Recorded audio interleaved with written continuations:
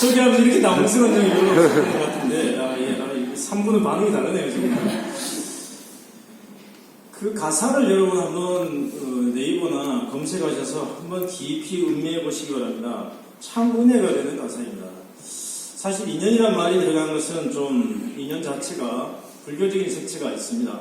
그러나 결국은 사랑이라고 하는 답에서는 불교와 기독교가 만나는 것 같아요. 모든 고등 종교는 사랑을 얘기합니다. 자비를 이야기합니다. 이제 가는 길이 좀 다른 것이죠. 여러분, 이 가사를 읽어보면 인생을 오래 살면서 깨달은 삶의 소중한 교훈을 인생 선배에게 배우는 듯한 감동이 있는 가사입니다. 우리는 주어진 인생을 살아가느라 바람의 노래, 이 바람의 노래란 자유의 노래죠. 바람은 자유로운 존재가 있는지 없는지도 묘한 에너지와 같은, 어디서 왔는지도 모르고 어디로 가는지도 모르는 참 희한한 존재죠. 그러니까 바람의 노래란 자유의 노래입니다. 그런데 이 바람의 노래를 잃어버리고 삽니다. 자유를 잃어버리고 살죠.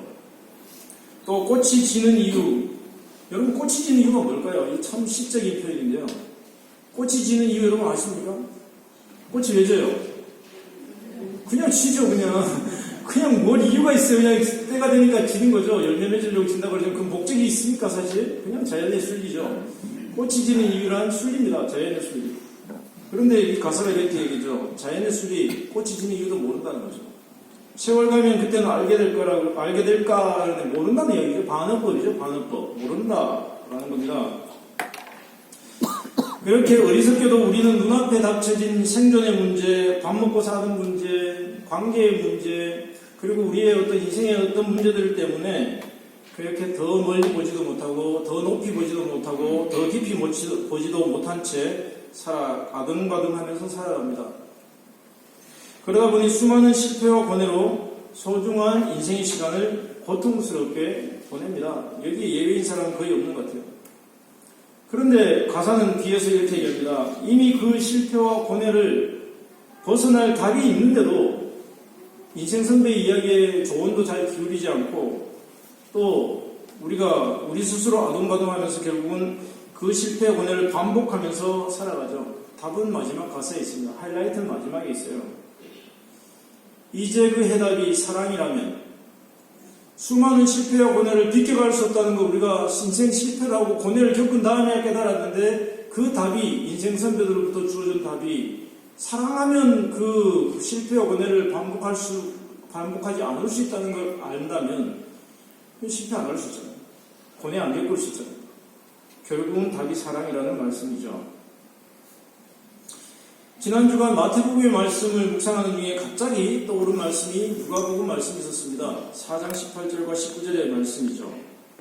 주의 성령이 내게 임하셨으니 이는 가난한 자에게 복음을 전하게 하시려고 내게 기름을 부으시고 나를 보내사 포로된 자에게 자유를, 눈먼 자에게 다시 보게 함을 전파하며 눌린 자를 자유케 하고 주의 은혜의 해를 전파하게 하려 하시니라.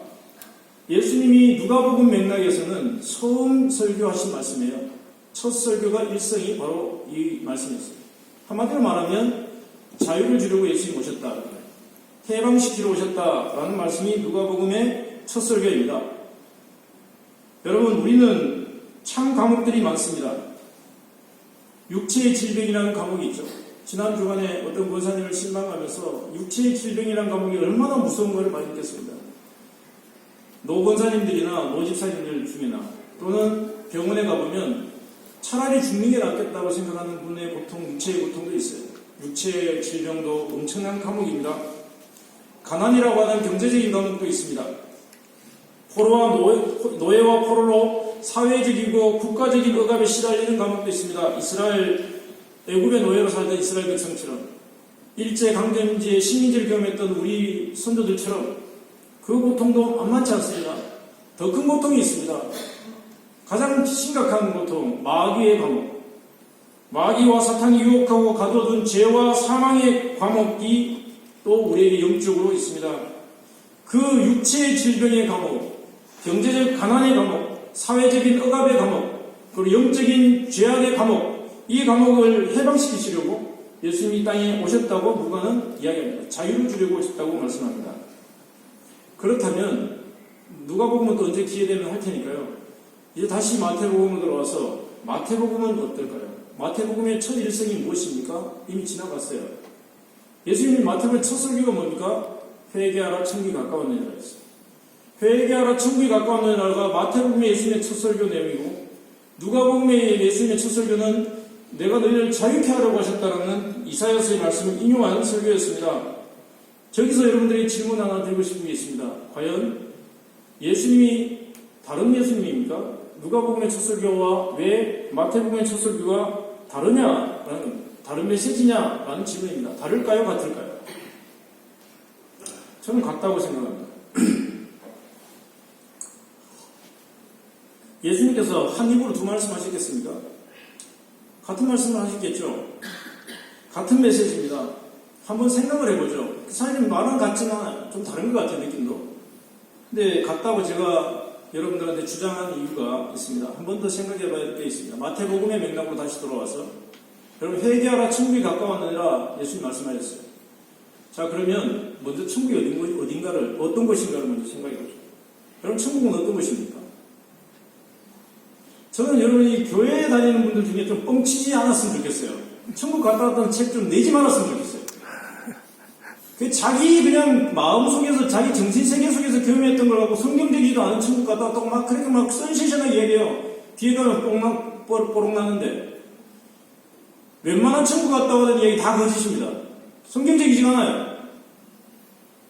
그러니까 여러분, 그런 얘기 갔다 왔더라도 목회자들이나 신학자들은 좀 점검받고 하세요. 다른 종교에서 욕합니다, 그거 갖고. 뭔 저런 천국이 다 있으면 이런 이야기 한단 말이에요. 조심해야 돼요. 자, 여러분, 성경적으로 천국을 한번 생각을 해보죠. 천국이 어떤 것입니까? 한마디로 정의를 해보죠. 천국이 어떤 것이죠? 대자유가 있는 것입니다. 대자유가 있는 것. 천국은 육체의 질병에서 자유합니다. 사망이 없습니다. 가난이 없습니다. 노예 생활이 없습니다. 다 자유를 향해, 자유의 극점이, 마지막 종국점이 천국이라는 거죠. 여러분, 우리가 천국의 모습, 우리가 갔을 때 천국의 모습이 경제나 육체나 또는 사회적인 억압이나 영적 억압에서 자유가 온다는 속성을 이야기, 성경적으로 할 수 있어요. 근데 더 중요한 천국의 모습이 있습니다. 왜 그런 천국의 모습이 자유의 모습을 띠고 있는가? 그걸 이야기를 해봐야 합니다. 왜냐하면 그 천국의 주인이 대자유자이신 하나님이시기 때문입니다. 여러분, 하나님을 그릴 때 하나님은 사랑이시다, 하나님 뭐다 이렇게 얘기해요. 그런데 사실은 하나님을 가장 속성적으로 하나님을 가장 잘 설명하는 하나님의 모습은 나는 스스로 있는 자라는 말씀입니다. 모세가 만났던 하나님께서 이렇게, 나는 스스로 있는 자라. 나는 나다. 원어적으로 하면 나는 나야. I am who I am. 이게 하나님의 속성을 가진 자입니다. 이거 한마디로 말하면 하나님 자유자라는 거예요. 자유자. 누구에도 매이지 않고 나는 스스로 움직이는 자다. 나는 자유자다. 그 하나님이 계신 곳이 어디입니까? 천국이죠. 그러니까 천국은 자유가 넘치는 곳이에요. 그런데 예수님이 마태복음에 하신 이야기는 천국은 바로 오는 게 아닙니다. 천국이 오려면 넘어서야 될 하나의 숙제가 있어요. 바로 회개하는 것입니다. 이 억압들이 있습니다. 죄와 사망의 억압들이 있습니다. 육체의 연약함이 있습니다. 그걸 넘어서려면 회개해야 합니다. 회개해야 자유가 없고, 회개해야 영생이 옵니다. 그래서 회개하면 천국이 온다고 예수님이 회개하라 천국이 가까웠느니라 말씀하신 거예요. 결국 목적은 뭡니까? 자유케 하는 거예요. 그러니 누가복음과 마태복음의 첫 설교가 결코 다르지 않다라는 것입니다. 지구라고 하는 시간과 공간의 제한 속에 우리는 살지만, 우리가 회개하고 예수님을 믿으면, 그리고 주님의 그 자유의 영이 우리 가운데 임하면, 성령이 임하면, 성령께서 우리 가운데, 우리 마음과 영혼 가운데 오셔서 시간과 공간을 초월해서 사는 대자유인이 됩니다. 주의 성령이 계신 곳에는 자유함이 있습니다. 그런 면에서 여러분 한번 질문을 다시 해볼까요? 여러분 예수님 믿으시죠? 믿으십니까? 아멘. 그러면 여러분 대자유가 있습니까? 자유가 있으세요? 없으세요? 잘 없습니까? 그럼 예수 잘 못 믿는 거예요. 여러분 예수를 믿고 예수의 은혜를 여러분 가운데 임재하셨다면 자유가 충만해야 됩니다. 그런데 사실은 저도 제 자신을 들여다봐도 말은 제가 이렇게 설교하면서 나는 과연 자유한가?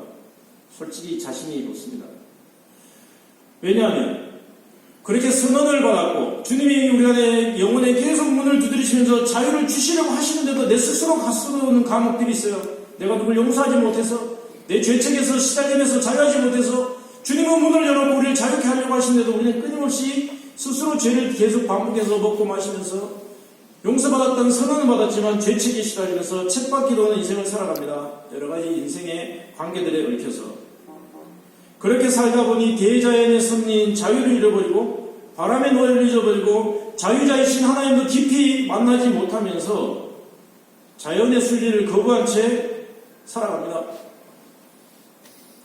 여러분, 자연의 순리를 받아들인 사람은 죽음을 잘 받아들여요. 제가 어렸을 때 가만히 보면 제 아버님 연대에 계신 분들은 저희 시골 아주 진짜 총구석 중에 총구석이라서 평균 수명이 55세가 안 넘었어요.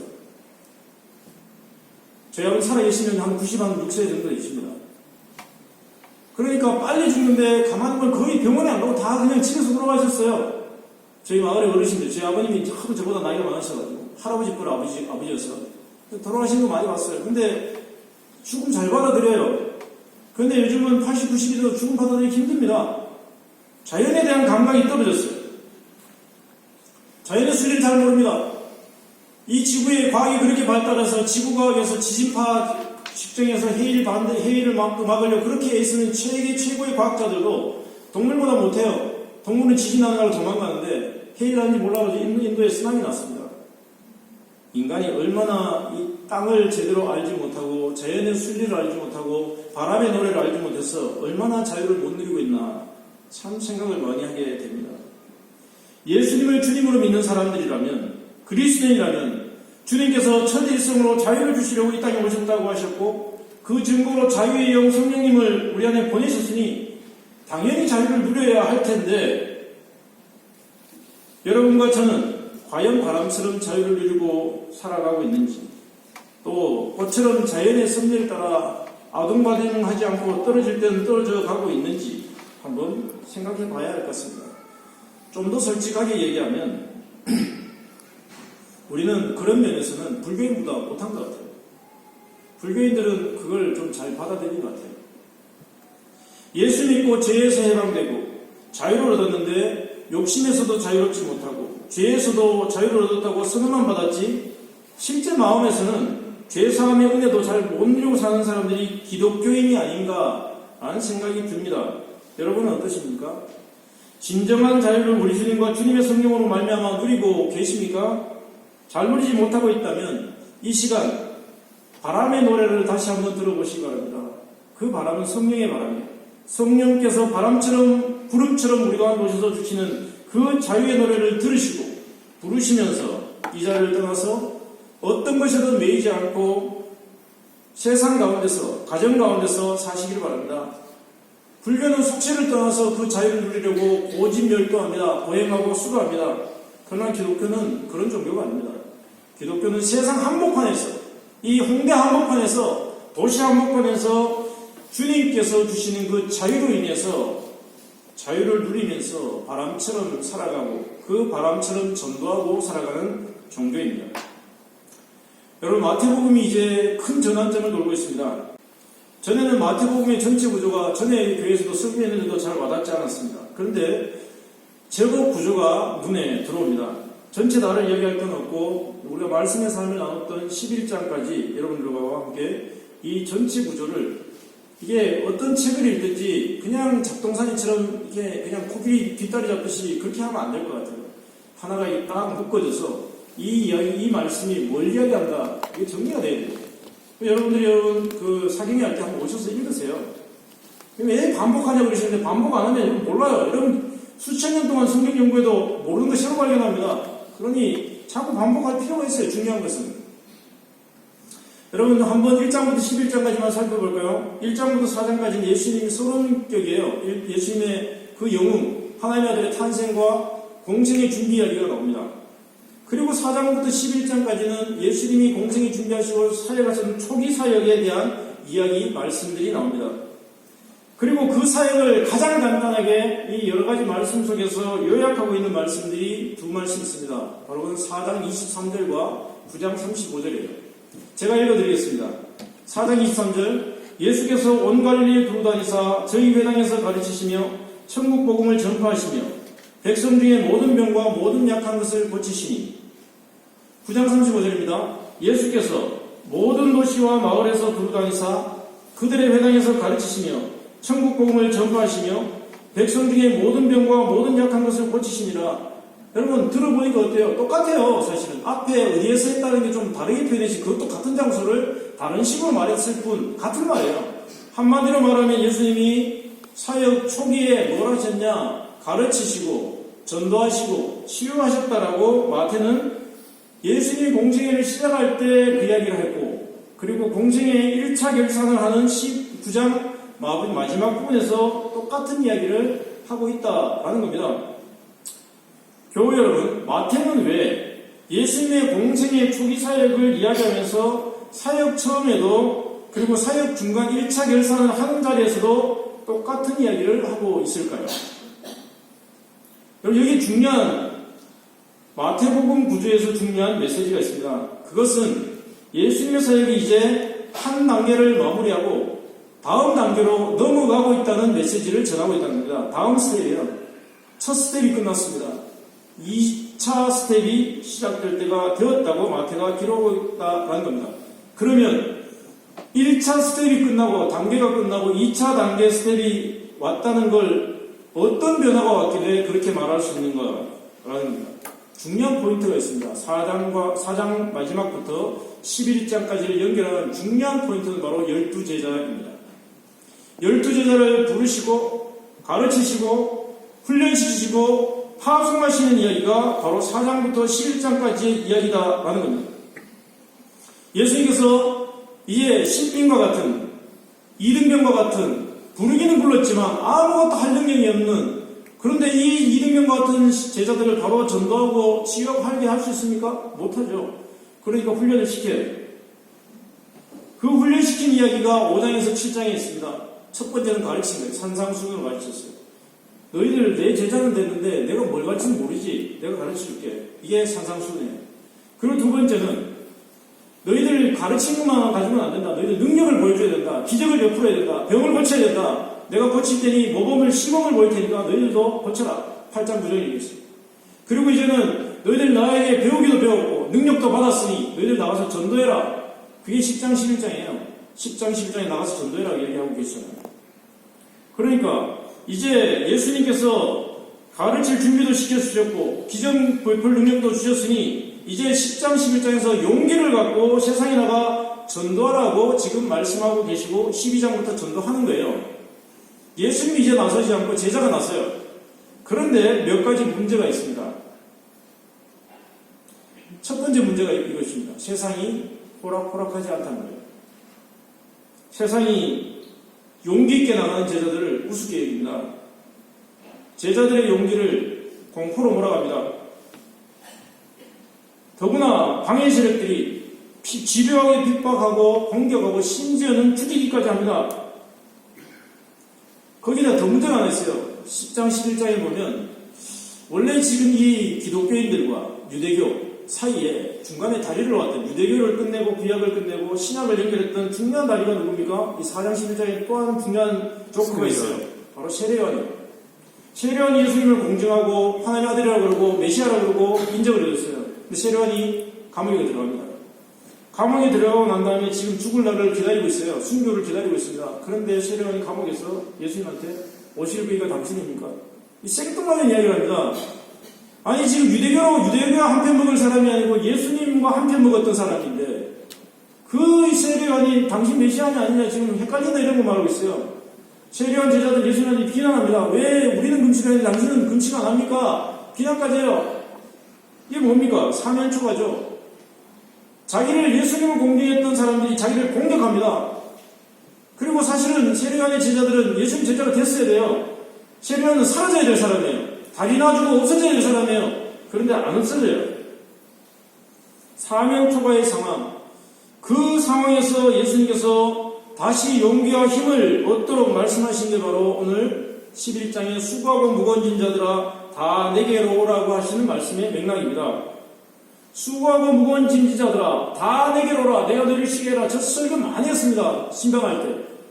그런데 여러분, 여러분들이 힘드니까 위로할 수 있어요, 이 말씀하고. 근데 여러분, 오늘 이 설교만큼은 맥락을 정확히 이해하고 수고하고 무거운 짐 자들이라 반해교라는 말이 무슨 이야기인지, 누구를 향해서 하신 말씀인지 이해하고 넘어가신 겁니다. 다음에 이런 기회가 잘 없을 거예요. 참 은혜로운 주님의 말씀이지만 사실 생각보다 이 말씀 이해하기 어렵습니다. 왜 어려운가? 먼저 여러분들이 질문해 볼까요? 수고하고 무거운 짐자는 누구예요? 예수님 지금 수고하고 무거운 짐자로 말하고 계시잖아요. 누가 수고하고 무거운 짐자이더라 주님이 그 사람들한테 말하고 계시냐는 거죠. 대상이 누구냐라는 거예요. 누구의 예수님 말씀하고 계실까요? 생각보다 쉽지 않습니다. 제가 주석을 계속 봤는데 지난 주간에 새벽 설교를 했는데 주석 대부분이 참 신뢰할 만한 주석 대부분이 이렇게 됩니다. 이 수고하고 무거운 짐자들은 유대인들, 이 바리새인들이 만들어 놓은 10계명과 613가지의 그 자질구레한 조잡한 그 600의 세부 계명들을 지키라고 말하는 바리새인들의 음료에 있는 유대인들이 바로 수고하고 무거운 짐자들이다 라고 이야기합니다. 두 군데 다 이야기해요. 근데 제가 오늘 이야기 전에 오늘 제가 웬만하면 개인적인 주석을 안 합니다. 제가 수천 년 동안 그리고 밥 먹고 성경만 연구하시는 분들이 그렇게 원어 다 분석하고 역사적으로 분석하고 그렇게 이해를 했는데 그걸 제가 어떻게 뒤집겠어요. 근데 오늘은 뒤집겠습니다. 개인적인 해석을 하겠습니다. 저는 유대인이라고 생각하지 않습니다. 무리들이라고 생각하지 않습니다. 저는 수고하고 무거운 짐진 자들이 예수님의 12제자를 얘기한다고 생각합니다. 12제자. 12제자들이 지금 교육 가르치고 전도하고 치유하는데 오는 핍박, 그 짐, 그걸 이야기하고 그 짐을 내가 쉬게 하겠다고 말씀하신다고 생각합니다. 그런데 여러분 여기서 보면 우리가 또 하나 생각해야 될 게 있어요. 제자들이 지는 짐이 예수님은 가볍다 그래요. 쉽다 그래요. 여러분 한 번 더 질문해 볼까요? 제자라면 예수님이 제자, 우리도 지금 예수 제자잖아요. 예수 믿는 그리스도인이 있잖아요. 그러면 여러분들 예수님이 지금 12제자들한테 또는 우리에게 주시는 짐과 멍에가 쉽고 가볍습니까? 오늘 성경 앞에 10장 11절 읽어보셨을 거 아닙니까? 가볍고 쉽습니까? 무겁고 어렵습니까? 가볍고 쉬워요? 무겁고 어려워요? 무겁고 어렵습니다. 어마어마하게 무겁고 어려워요. 그런데 예수님이 쉽다, 가볍다 말씀하세요. 저는 오늘 설교 중에 예수님한테 이런 이야기가 죄송합니다. 저는 좀 예수님하고 맞짱을 많이 떠요. 네, 목사가 이런 말 하면 좀 죄송하지만 뻥치시네? 예수님 뻥을 치십니까? 이게 어디게 가볍고 쉬워요? 죽는데, 얻어맞는데, 감옥 가는데, 어떻게 이게 쉬운 거라고 예수님 말씀하십니까? 가만히 있어서 지금 속이고 계신 거 아니에요? 한번 질문을 해봤어요, 주님께. 어떨까요? 여러분, 저는 청년기까지 오랫동안, 지금 52인데, 22년 동안 예수 안 믿고 살다가 30년 예수 믿고 살아왔어요. 5분의 2는 불교인으로 살았고, 5분의 3은 기독교인으로, 그리고